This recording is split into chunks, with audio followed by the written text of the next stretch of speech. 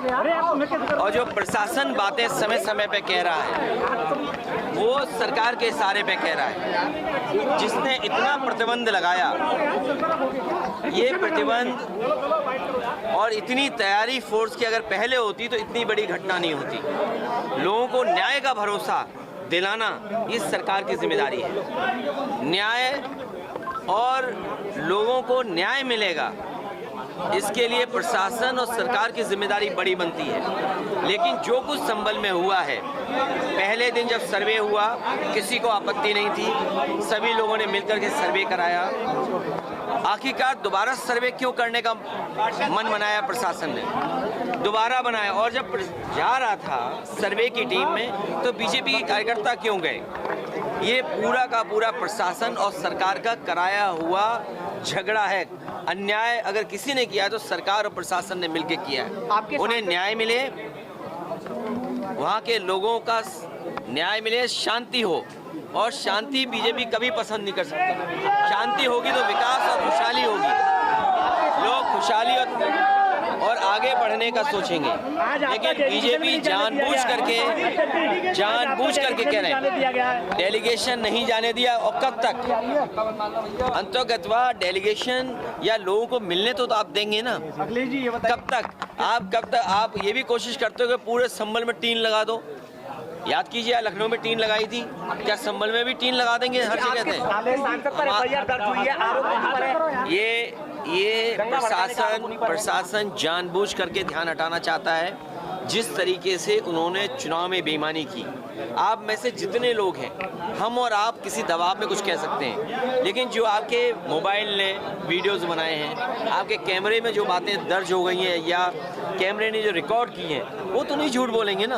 किस तरीके से बेईमानी की, पूरा का पूरा वोट लूट लिया, लोगों को वोट नहीं डालने दिया। यही तो बात हम लोग कहते आए हैं कि बीजेपी की सरकार संविधान से नहीं चलना चाहती है, अपने मन विधान से चल रही है। और जब एक एक्ट है, प्लेसेस ऑफ वर्शिप एक्ट है जब, तो आप क्यों इस तरह की बात कर रहे हैं? क्यों इस तरह का काम जानबूझ के कर रहे हैं? आपकी जो मुख्य पार्टी है, मुख्य विचारधारा है, उसके लोग भी यही कहते हैं कि ये जरूरी नहीं कि हर जगह आप खो दें। अखिलेश जी, संभल के उपद्रवियों को शहीद बताया जा रहा है, क्या कहेंगे आप? देखिए, जो ये भाषा किसकी है? इस भाषा का कोई स्वीकार नहीं करेगा लोकतंत्र में। ये पूरा सब कुछ कराया हुआ प्रशासन का है। कमिश्नर ये कह रहे हैं कि 10 तारीख के बाद भी आ सकती है समाजवादी पार्टी का डेलीगेशन। तो 11 तारीख को बुला लें कमिश्नर साहब। तो इसका मतलब अगर आप कमिश्नर ही सरकार चला रहे हैं, इसका मतलब तो 11 तारीख को बुला लें। अच्छा, ये बताइए, अगर उनको ये लगता है कि इस तारीख तक आना ठीक नहीं है, आप जो पीड़ित हैं उन पर दबाव क्यों बना रहे हो? वो तो वीडियोस वायरल हो रहे हैं। तो सुप्रीम कम से कम इस बात को ऑब्जर्व करेगा कि कैसा दबाव बनाया जा रहा है। अजमेर की दरगाह है, को लेकर याचिका दायर, अजमेर वाली दरगाह को लेकर क्या कहना चाहिए? प्लेसेस ऑफ वर्शिप एक्ट के बाद इस तरह की बात उठाना, भारतीय जनता पार्टी जानबूझ करके इस तरह का माहौल बना रही है। जितने भी लोग हैं ये सब भारतीय जनता पार्टी के समर्थित लोग हैं। इस देश में शांति होगी तभी विकास होगा, तभी खुशहाली आएगी, तभी लोगों का जीवन बदलेगा। और बीजेपी कभी भी शांति नहीं चाहती। डिप्टी सीएम केशव प्रसाद मौर्य ने कहा है कि समाजवादी पार्टी दंगा कराना चाहती है और खींच बटा रही है हार का तो उपचुनाव की।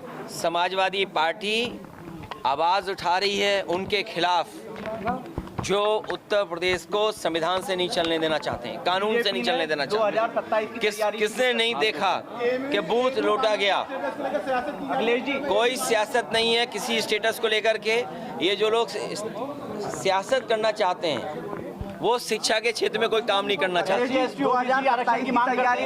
हमारी उनकी कोई तैयारी नहीं है। इस बार जनता उनको हराने जा रही है। जनता ने तैयारी कर ली है कि जिस तरीके से उन्होंने वर्शिप एक्ट के बाद इस तरह की बात उठाना, भारतीय जनता पार्टी जानबूझ करके इस तरह का माहौल बना रही है। ये सब भारतीय जनता पार्टी लोग हैं।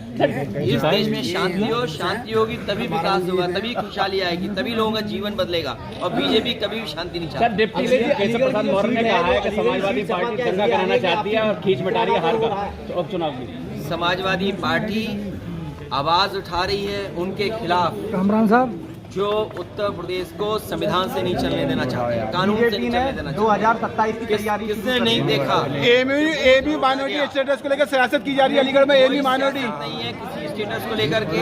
ये जो लोग सियासत करना चाहते हैं वो शिक्षा के क्षेत्र में काम नहीं करना चाहते। 2027 की तैयारी बीजेपी ने हमारी उनकी कोई तैयारी नहीं है। इस वक्त जनता उनको हराने जा रही है।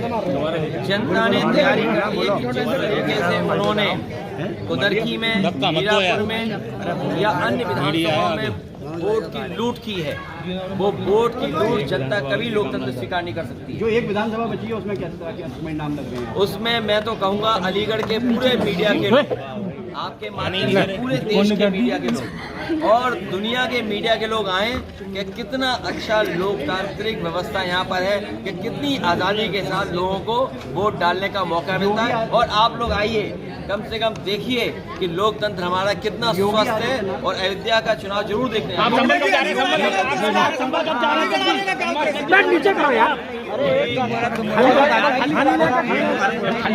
ये जो बेईमानी की है वो केवल बचाने के लिए